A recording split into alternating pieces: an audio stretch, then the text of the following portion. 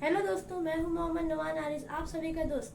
लेकर आया हूं फिर से एक नई कहानी जिसका शीर्षक है कंकाल का रहस्य। सभी दोस्तों को मेरा ढेर सारा प्यार एवं स्नेह। बड़े भाइयों, बड़ी दीदी एवं बुजुर्गों को मेरा प्रणाम। तो आइए बिना देर किए शुरू करते हैं आज की कहानी और देखते हैं कि इस कहानी से हमें क्या सीख मिलती है। कंकाल का रहस्य। चौरा गांव के खेतों में इन दिनों खुदाई का काम चल रहा था। असल में इसी गांव से होकर एक अच्छी सड़क गुजरनी थी, इसलिए यहाँ खुदाई शुरू की गई थी। अचानक एक दिन खुदाई करने वाली मशीन से कुछ टकराता है। बाद में जब खोजबीन की जाती है तो वहां से 2 कंकाल मिलते हैं। पुलिस गांव के लोगों से पूछताछ शुरू करती है। आप लोगों को क्या लगता है ये किसके कंकाल हो सकते हैं? अरे साहब, हमें क्या पता ये किसके कंकाल है, आप ही लोग पता लगाइए। हम लोग तो बहुत ज़्यादा डरे हुए हैं। हाँ, हमारी फॉरेंसिक टीम अभी आ रही है। ये बताओ कि इस गांव के रहने वाला कोई जोड़ा गायब तो नहीं ना? क्योंकि शुरुआती जांच में तो ये बात सामने आ रही है कि एक कंकाल किसी पुरुष का है तो एक किसी महिला का। साहब, हमें तो बहुत डर लग रहा है। ऐसे कंकाल मिलने का मतलब गांव के आसपास ही किसी की हत्या हुई है या फिर किसी को जलाकर मार डाला गया है। हाँ साहब, हम अपने परिवार को लेकर बहुत ही ज़्यादा परेशान हैं। देखिए, आप लोगों की परेशानी हम समझ सकते हैं, लेकिन आप लोगों को पुलिस का सहयोग करना होगा, क्योंकि आपके सहयोग के बगैर हम ये पता नहीं लगा सकते हैं कि आखिर ये किसके कंकाल है और इनकी हत्या किसने की।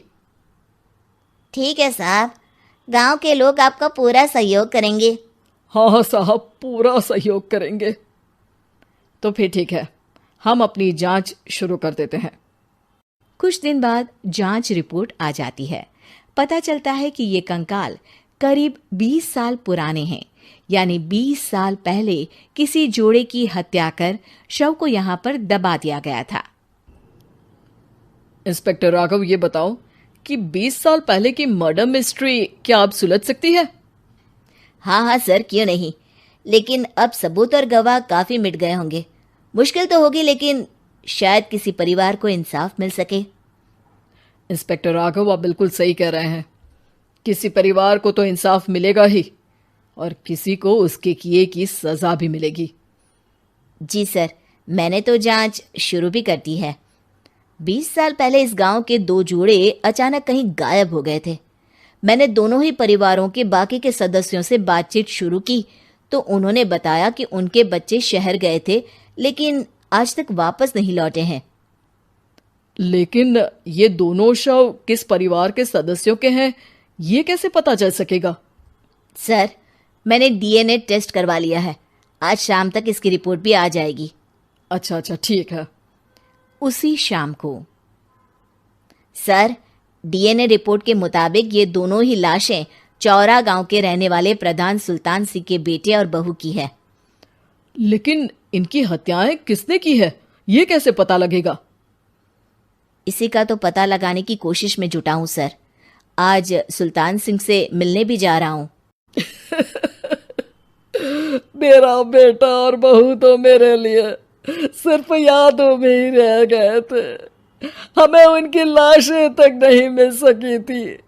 आज 20 साल बाद उनके कंकाल मिले हैं। मैं अब किसके लिए जीऊं?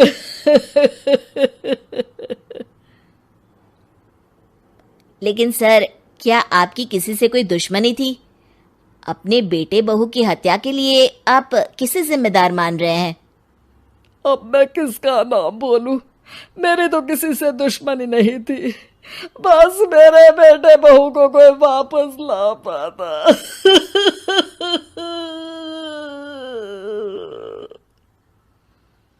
इसके बाद सुल्तान सिंह फूट फूट कर रोना शुरू कर देते हैं।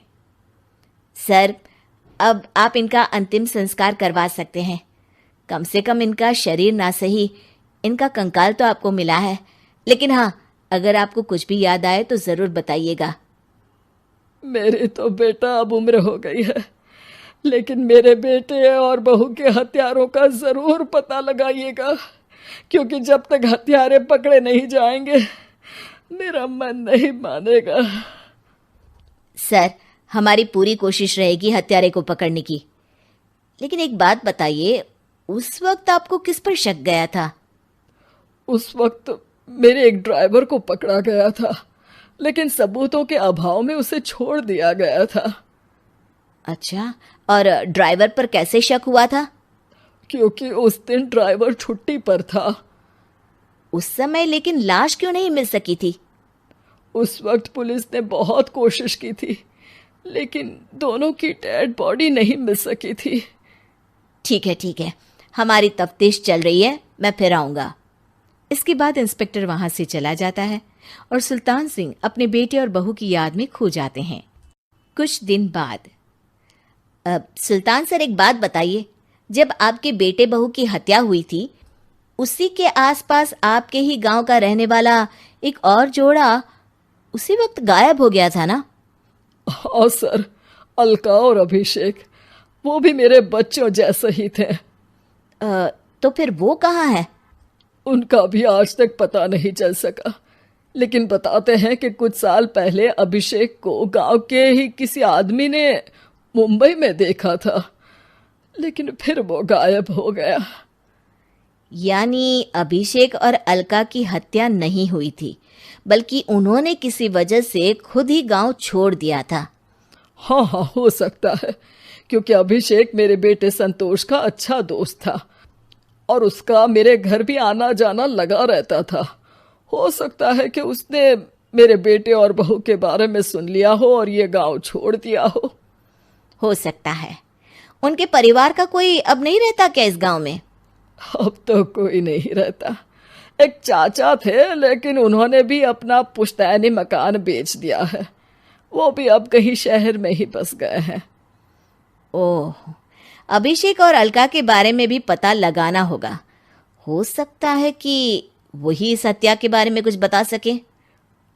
हो तो सकता है, लेकिन वो बेचारे तो खुद ही वक्त के मारे थे, वो क्या बताएंगे। फिर भी सर, जब केस दोबारा खुला है तो जांच तो करनी ही पड़ेगी, और इस बार तो लाशें भी बरामद हुई है।